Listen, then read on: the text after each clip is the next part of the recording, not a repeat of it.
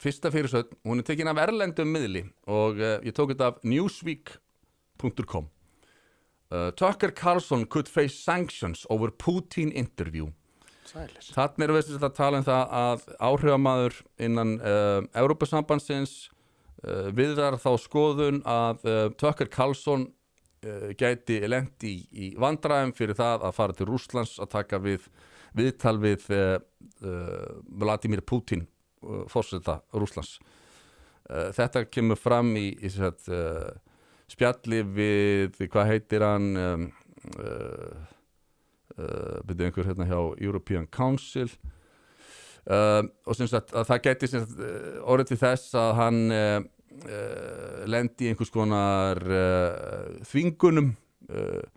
Luis Garciano, former MEP, told Newsweek he agreed with Verhofstadt's stance. Já, Verhofstadt heitir hann þessi sem að sagði þetta, að í raun og veru, það sem þetta í raun og veru segir okkur bara er að ótti valda sem sagt þeirra sem fara með völdin innan vestrænnar samvinnu, bandamanna NATO og svona, óttin við þetta viðtal er slíkur að þeir eru farnir að ýja að og hóta því að þetta muni hafa afleiðingar, refsingar í för með sér fyrir bandarískan fjölmiðlamann að fara til Rússlands að taka viðtal við forseta ríkisins sem að NATO stendur í stríði við, sem er hreint útsatt ótrúlegt því að við höfum í gegnum tíðina vanist því að það eigi að vera hægt að taka viðtöl við vondagaurinn í öllum málum.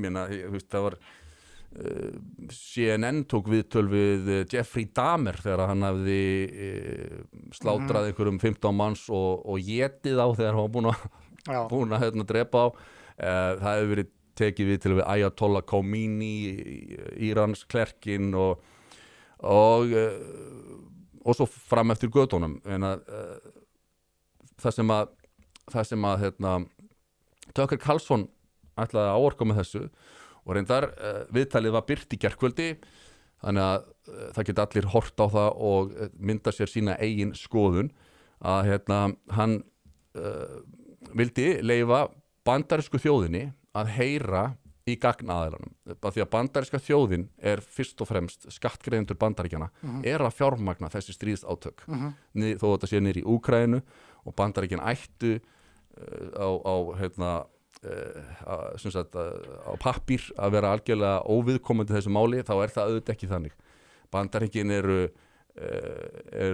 megin drifkrafturinn í að þessi stríðsátök eru til staðar og að þeim sé viðhaldið og haldið áfram. Og ég veit ekki hversu hár reikningurinn er nú þegar, en þetta eru einhverjar skriljónir dollara sem að Joe Biden er búin að punga út úr bandaríska þinginu aftur og aftur til þess að viðhalda þessum hörmulegu stríðsátökum. Og fjölmiðlar vestanhafs, bæði Bretlandi og Bandaríkjunum, hafa flutt mikinn einhliða áróður ástæður stríðsins og afstöðu Rússlandsforseta. Ég viðurkenni að fúslega fyrst sinn þá var ég bara þeirra skoðunar að bara þetta væri, þarna væru við bara að horfa upp á geðsjúkan mann sem að væri örugglega komið með krabbamenn í heila og einhverja megalómaniu og hann væri bara að í einhverju egóbrjálæði að þenja út gömlu Sovjetríkin og það væri bara best og sá maður eru þjóðhetja sem að kæmist til Rússlands og myndi ná að assassinata eða taka Putin af ráðan af dögum og fyrir rússnesku þjóðina væri bara stórkostlegt ef það væri að koma þessum hryllilega manni frá og frelsa rússnesku borgarna frá þessum hræðilega harðstjóra. Þarna var ég algjörlega fyrst sinn. Svo svona fór maður að kynna sér betur baksöguna, aðdragandana þessu stríði og þetta bara kom ekki heim og saman. Nú sjáum við viðtalið, ég skal viðurkenna ekki búin að horfa á allt viðtalið, ég reyndi samningssamlega, þetta birtist klukkan 11 í gærkvöldi, ég horfði á allavega alveg fyrsta hálftíman og svo tók ég marga búta núna í morgun, en ég viðurkenna það er ekki búin að horfa og það er mikilvægt að horfa á það í heild sinni til að ná heildarsamhenginu.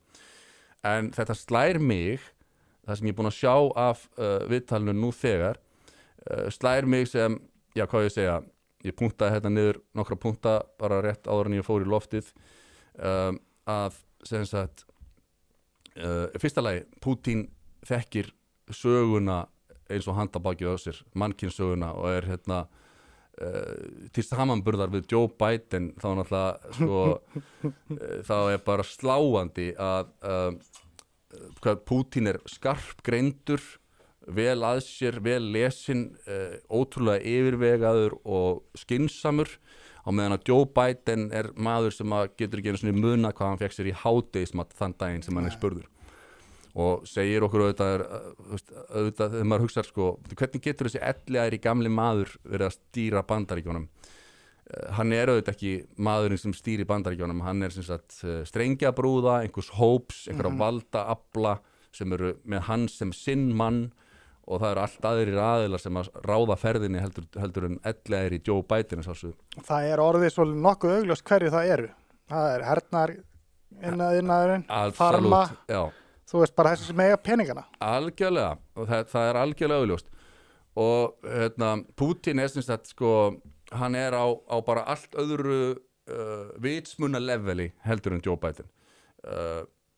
Pútín vill samræður, viðræður og samstarf við, og hefur viljað í langan tíma. Þegar ég sá langa kafla úr þessu viðtalið sem hann lýsir því, hann talaði við Bill Clinton að Rússland gengi í NATO.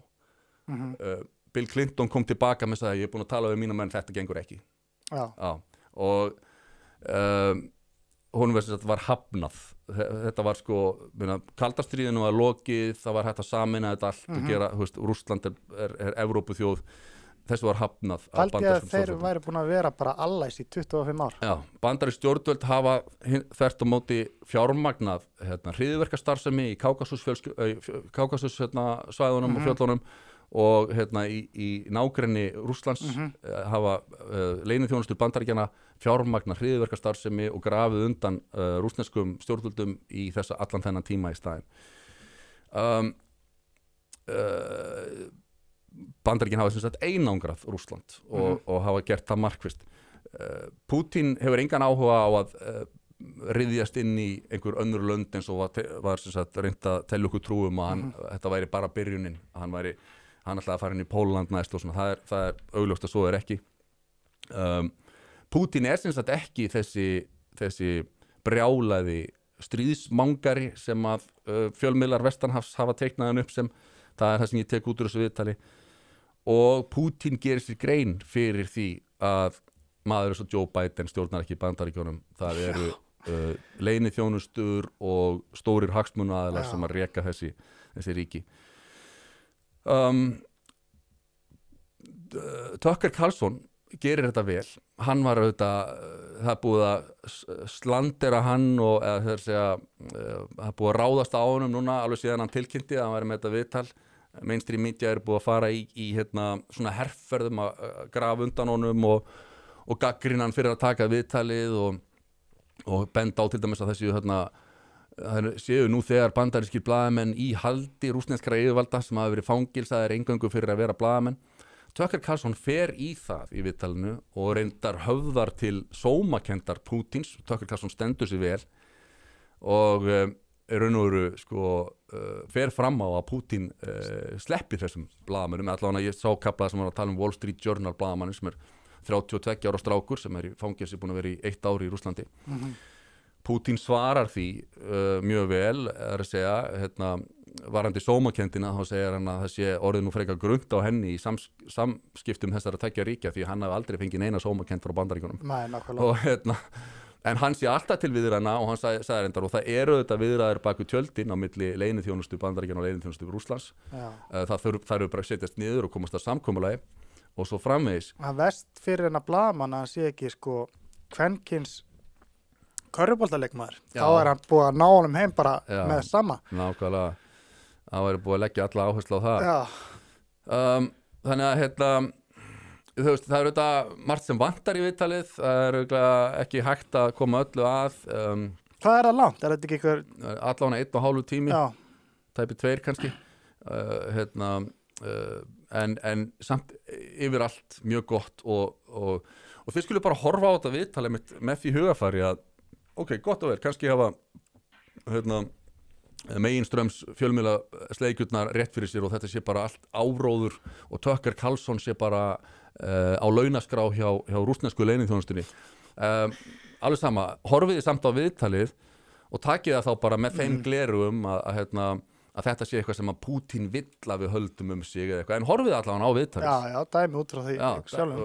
Og dæmiði síðan bara sjálf frá því sem þið sjáið, en hafið alla að vara á endilega og allt þetta. Viðtölin sem að mainstream fjölmiðlarnir vestanhafs vilja sjá, náttúrulega vilja alls ekki sjá að þessi tala við Putin og hans lið fá að koma fram, en við höfum náttúrulega séð á hvernig fara með Zelensky, þetta til dæmis dæmi frá CNN viðtal við Volodymyr Zelensky í Úkraínuforseta, kíkja aðeins á það. As a human being, so many people look up to you, they rely on you. No one can imagine how hard that is. Do you do anything for yourself? Are you ever able to take a minute to read or to listen to music or something to sort of give yourself that a moment? I have such moments, important to be in silence, to be alone, and early in the morning when there are no sounds, no people, nobody. I mean the people, our staff. I mean nobody is in my cabinet. Nobody. Yeah. I can just read, think. And the music helps, really. What music do you like? Oh, I like AC/DC. AC/DC, I don't understand all the words because of... But like the music? Yeah, I like energy. Maybe it's too old, the music for... I understand, we're the same. I love it. No, it's important to have some... Þetta þekkið, ég meina, Zelensky hefur verið,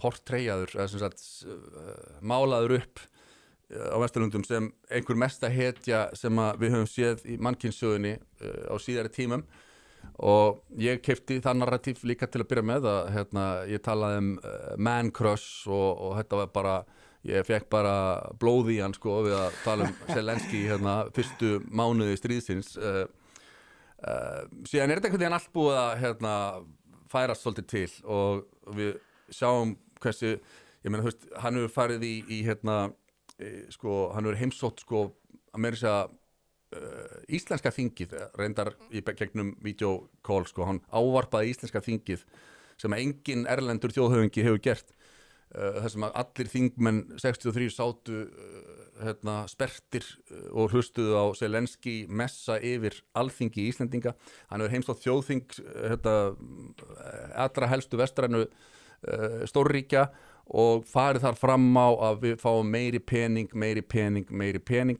og við fjölmiðlarnir hafa hjálpað til við að mála þetta upp sem að hann sé sem sagt hetjan sem að berjast við ofureflið sem að ósanngjarnt og óréttlátt ofureflið sem hafi vaðið yfir og skítuðum skonum en Putin fer eins og ég segi með sinni söguþekkingu nánar yfir ástæður þess að þessi átök eigi sér stað þarna núna og það eru skýringar sem ég finnst að fólk ættu að taka til greina og horfa á með athygli.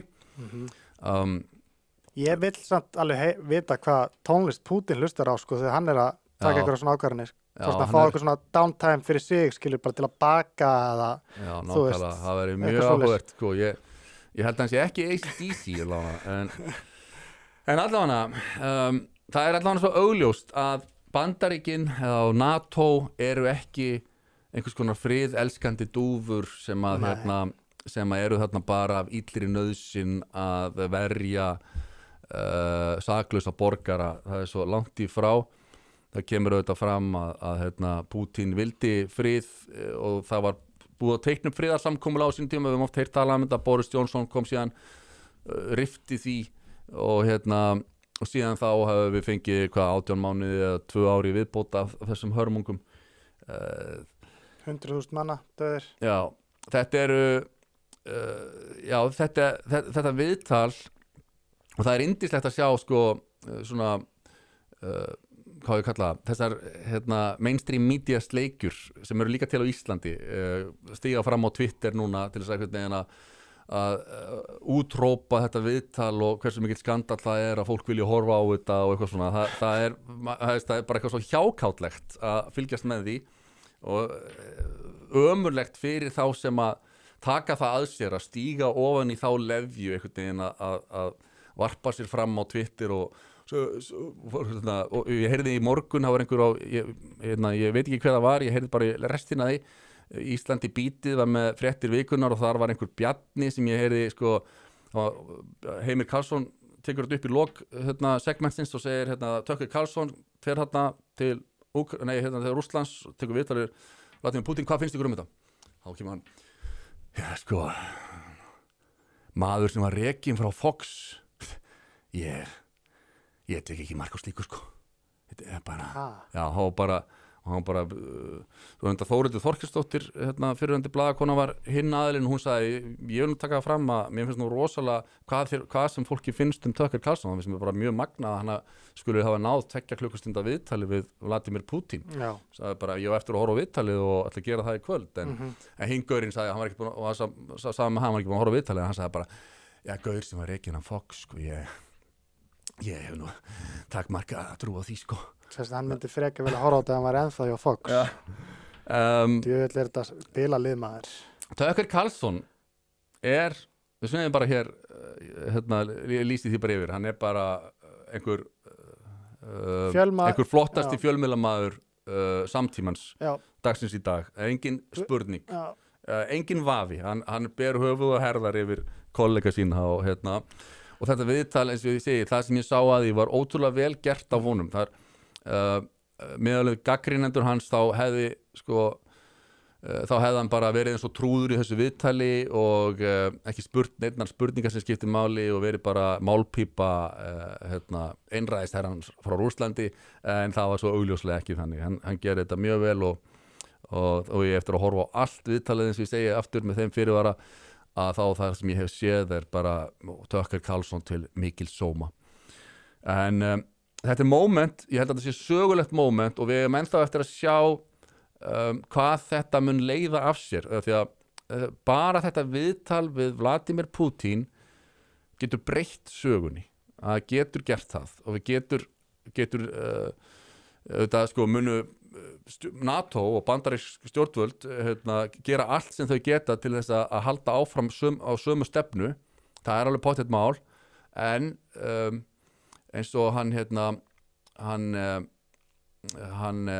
Julian Assange á sínum tíma sko lygar það eru lygar sem við þurfum lygar til að viðhalda stríðum við þurfum lygar til að búa til stríð eiginlega öll stríð